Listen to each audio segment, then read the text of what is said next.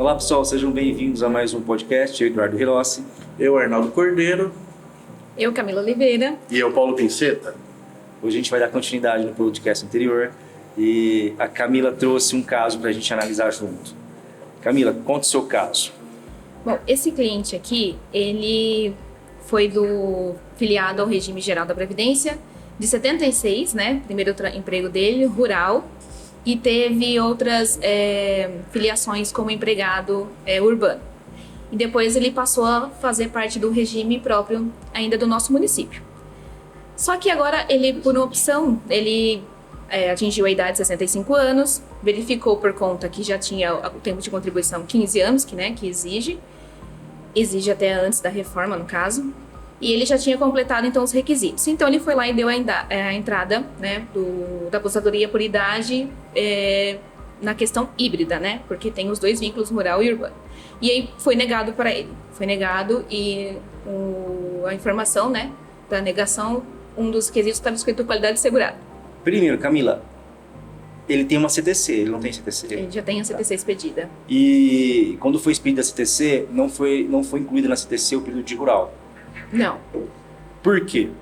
Porque assim, ó, o Fundo Rural ele vigorou até 24 de junho de 91, tá? Por que 24 de julho? Porque foi quando foi publicado as duas leis, a Lei 8.212 e a Lei 8.213. Eram a lei de custeio e a lei de benefício, tá? O que ocorre? Foi pela primeira vez que a Constituição de 88 que equiparou o trabalhador rural com o urbano. O INSS não considera o período de rural antes de novembro de 91 para levar para a CTC, né? Em razão, ou usar esse período antes de 91 para carência em benefício urbano, em razão que o Fundo Rural ele não era um regime previdenciário, ele era um regime assistencial. Por quê? A contribuição era de quem? Era só do empregador. Então, o INSS entende que ele era um regime assistencial e por ser um regime assistencial, ele não vai ser utilizado para aposentar como carência, né? Ele pode ser usado como tempo de contribuição, mas ele não pode ser utilizado como carência para se aposentar em benefício urbano, tá? E para levar em CTC, esse período, né, anterior a novembro de 91 tem que ser indenizado. Então, provavelmente, essa CTC, se não foi eu que fiz, foi alguém que fez aqui da Guaritinga e a gente colocava esse período. Outra coisa, o que é a aposentadoria híbrida? A aposentadoria híbrida é a possibilidade que o segurado tem de utilizar períodos urbano com rural. Por quê? Porque ele não completou os requisitos no urbano e nem no rural. Então ele pode utilizar. Desde que os critérios são os mesmos de benefício urbano, tá? Homens 65 anos, mulheres 60 anos, acrescido de cada 6 meses, né? A partir de 1º de janeiro de 2020, limitado a 62, os mesmos requisitos. E que, aí que tá, a partir de 4 de janeiro de 2018, o segurado ele precisa ter o quê? Ele não precisa ter mais condição de segurado rural, mas ele tem que estar filiado ao INSS. O que é isso? Ele pode ele faz uma contribuição, ele se torna filiado ao INSS. Esse período vai ser considerado. O que a gente tem que tomar cuidado, tá? Antes da emenda constitucional, nós não falávamos em 15 anos de tempo de contribuição. Nós falávamos em 180 meses de carência. Tem diferença? Tem. Eu concedi benefício no INSS de aposentadoria por idade com uma pessoa que tinha 13 anos e 11 meses. Tá? É engraçado isso, né? Não era exigido o critério 15 anos de tempo de contribuição. Você quer pegar um exemplo clássico? Eu sempre dou esse exemplo, dou em aula, dou em curso, eu sempre falo. O segurado ele começa a trabalhar dia 31 de agosto e sai no dia 3 de setembro. Eu tô falando isso pra vocês, sempre faço esse exemplo, por quê? Porque aconteceu comigo isso aí, tá? Por isso que ele ficou 4 dias trabalhando. Ele tem 4 dias de tempo de contribuição. Só que ele tem duas carências. Ele pegou a carência do mês de agosto, a carência de setembro. Então ele contava assim. A partir da emenda constitucional, criou-se mais um critério para a aposentadoria por idade, que agora 15 anos de tempo de contribuição. É necessário 180 meses de carência, mais 15 anos de tempo de contribuição. Então hoje é difícil, você não vai conseguir aposentar um segurado com menos de 15 anos de tempo de contribuição. Antes sim, hoje não. Tá? Mas quando você falou para mim de carência, de qualidade de segurado, é porque ele não estava afiliado. O que eu sugiro para você? Se você fez a contagem, contou na mão a carência, eu sugiro que você faça o quê? Faça uma contribuição, como ele é servidor público, ele não pode recolher como facultativo, Sim. como CI, e peça o benefício. Tá? Foi uma das das indicações que eu fiz para ele, ele fez já a contribuição como, né, contribuinte individual, para tentar já, né, voltar com essa filiação dele que estava parada desde quando ele tomou posse no regime próprio, que foi em 2000. Então, por esse motivo, né, foi indeferido. Outra coisa, quando vocês for levar período de CTC, for pedir benefício no INSS, primeiro leve a CTC, depois pede o benefício no INSS. Por quê? Porque você não consegue selecionar o período que você quer, não é permitido você selecionar o período que você quer lá no INSS. Exemplo, eu sou um segurado, chego no INSS e falo assim, ó, eu quero que você me coloque só a partir de janeiro de 96 para frente só. Pegar os maiores. Por quê? É legal estender, porque direito previdenciário é direito público e você não negocia com a administração, tá? A administração impõe as suas regras, o Estado impõe as suas regras e você negocia. Então assim, faça o cálculo, leva a CTC, depois você pede o benefício, tá bom? É engraçado porque eu vi várias pessoas pedindo benefício, chegava na hora e pedia pra mim, não quero esse período, falou, não tem como colocar. A pessoa ficava brava, daí entrava, falou, não, pode então, vai desse jeito que eu vou entrar na judicial, pode entrar na judicial, você perdeu. Entendimento é o mesmo. Porque não tem como você escolher. Você não chega lá e fala assim, não, é 35 anos, tempo de contribuição, não, vamos fazer vamos negociar, bolado. Estado, vamos na reunião, vamos fazer, não tem como você negociar, entendeu? Então, assim, eu já vi casos assim de olhar e falar, olha, tá errado isso aí, não tem como. E a pessoa tem mais, você fala, tudo bem, então assina aí e fala pra mim o que você quer, que a gente coloca no processo, mas isso aí é responsabilidade tua. Você tinha outra pergunta também, né? Então, aí, esse caso eu achei meio complexo, não é? Vamos trazer aqui o lugar melhor, né? Essa segurada, essa cliente que me chegou, ela é contribuinte empresária, contribuinte individual empresária, desde 91.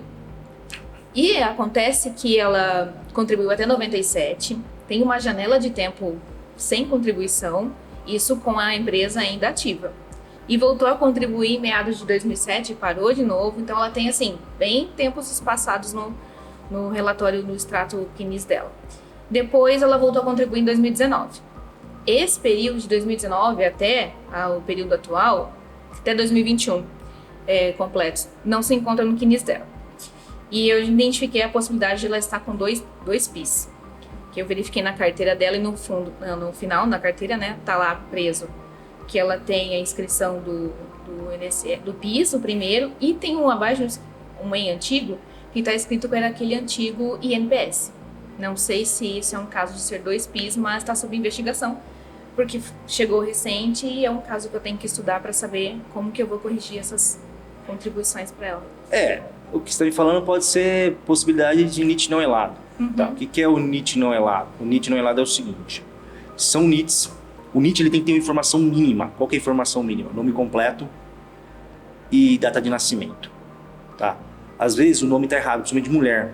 A mulher casou e a data não diverge. Sem essas informações básicas, nome completo, data de nascimento, o sistema não consegue unificar o NIT, não consegue elar o NIT. Então, assim, geralmente, somente NIT não elado em relação à mulher, tá? Que é o caso dela, e eu já identifiquei, né? Que uma das questões também é o NIT, porque o primeiro emprego dela foi de carteira assinada, e é um NIT. E o principal é o outro, onde ela vem fazendo as contribuições. Esse aí já é o primeiro... E tem que tomar cuidado também, assim, ó, porque o principal sempre vai ser o NIT Previdência. Sim. Tá? Às vezes ela tem um NIT, o primeiro NIT dela, como você falou, empregado, que é NIT PIS PASEP. NIT PIS foi o primeiro.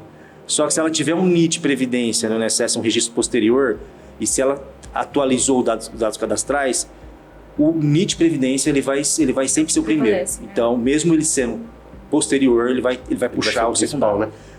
Se você tiver algum processo administrativo dela, onde foi atualizado os NITs, sempre falo, procura no processo administrativo. Por quê? Porque lá vai ter o cadastro de atualização. Olha no rodapé. O nosso, quando você tem acesso ao meu INSS, você não tem essa informação. Mas lá no rodapé vai ter todos os NITs que foram elados. Dá para você fazer o abatimento. Então, se você tiver um processo administrativo, entra no meu INSS, baixa esse processo administrativo, vê se tem uma atualização, olha lá embaixo, tá? Se você não tem esse processo, tá? O que você tem que fazer? Tem que ir lá no INSS, levar a certidão de casamento. Se ela foi casada e divorciou e casou de novo, também tem que ter a averbação. Por quê? Porque aconteceu isso comigo. Uma segurada casou, ela casou e recebeu o sobrenome do marido. Depois ela divorciou e casou novamente. Só para vocês terem uma ideia, no segundo casamento só manteve o primeiro nome e juntou o sobrenome do marido que era composto lá. E ela falava que não tinha. Quando eu fui olhar, na hora que eu procurei, porque o nome do meio Na hora que eu procurei, tinha só 8 anos de contribuição da mulher que não foi nada. E não aparecia no CNIS. Não aparecia. Porque o nome é totalmente diferente. Era só, o primeiro nome era igual. E faz que tipo de agendamento nesse caso? A atualização é assim, primeiro você vai ter que entender se existe mesmo um NIT que não foi lado. Se você conseguir, você confirmou, você pede uma atualização. Só que quando você for fazer a atualização, dados cadastrais, você faz um requerimento e conta a história. Falou, ó, tem um NIT tal, eu peço para atualizar esse NIT para poder ir lá. Entendi. Se eu não tenho o processo administrativo, eu tenho que fazer o que você fez antes. Faz uma pesquisa, você tem que fazer um protocolo. O que você faz, geralmente? Você faz pega a procuração, faz um agendamento especializado, compareça no INSS e pede informação, se tem todos os NIT lá, se não foi lá, vamos fazer a pesquisa. Aí caso não tiver, que nem no caso dela, e ela tiver os comprovantes de recolhimento, pode levar no INSS também. Vai depender do comprovante de recolhimento. Ela está falando que ela é empresária. Empresária se recolhe por quê? GFIP. Tá. Compete aqui em GFIP, Receita Federal. Então, a partir de a partir de abril de 2003, o INSS não trabalha, não pode pôr em GFIP, tá? Aí, todos os acertos têm que ser feitos diretamente para a Receita Federal. Então, ela pode chegar lá, por exemplo, com uma pasta cheia de GFIP, recolhido com carimbo do banco, bonitinho. A normativa é muito claro. GFIP, o INSS não mexe. O servidor não pode mexer. Ele só analisa. Mesmo olhando, vendo que é vamos falar assim, um documento com bastante veracidade, aí ele vai falar, infelizmente você tem que ir até a Receita Federal e acertar. Pela Receita Federal que você faz isso. E aí a roda pega. É demorado, porque, né? Não é tão demorado. Você vai saber agora o departamento que foi. Antigamente a delegacia, né? Que fazia isso. A Receita que fazia esses caras. Agora você vai ter que achar. Tem um serviço especializado na Receita Federal, que é parecido com um 35, que é o pessoal antigo que fazia da Receita, que é da delegacia que faz isso. Como que chama? Se você procurar no site da Receita, você não vai conseguir achar esse serviço. Ou seja, é um caso bem complexo, Camilo.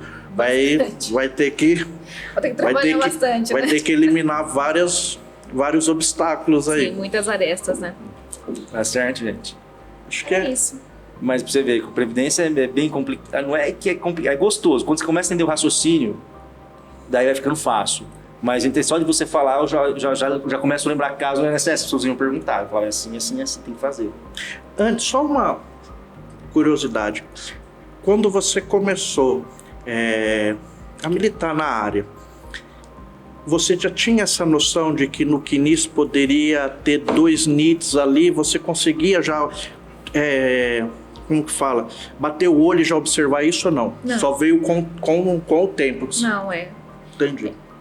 Tem que fazer, porque assim, a gente sai da faculdade muito cru, né? Então, a gente não tem direito a essa matéria, não é tão aprofundada.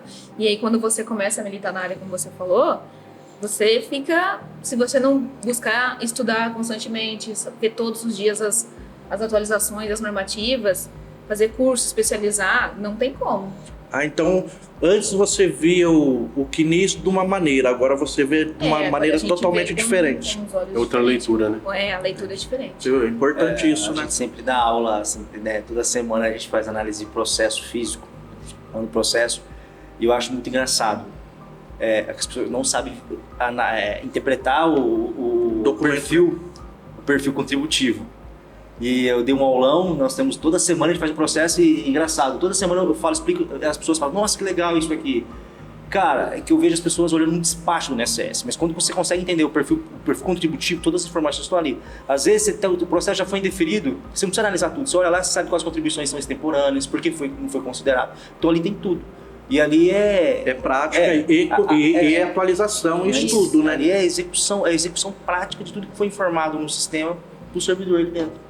Ali você ganha tempo, ali você ganha 15 minutos, você faz uma análise do processo que ia ficar aí 3, 4 horas fazendo. Então, se souber analisar o processo administrativo, nossa, você tá...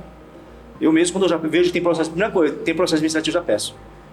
Por quê? Porque ali eu já olho se tem documentação, às vezes o cara já juntou documentação. Você não precisa pedir. Entender por que o INSS não considerou. Sim. Entendeu? Ali a gente vê tudo.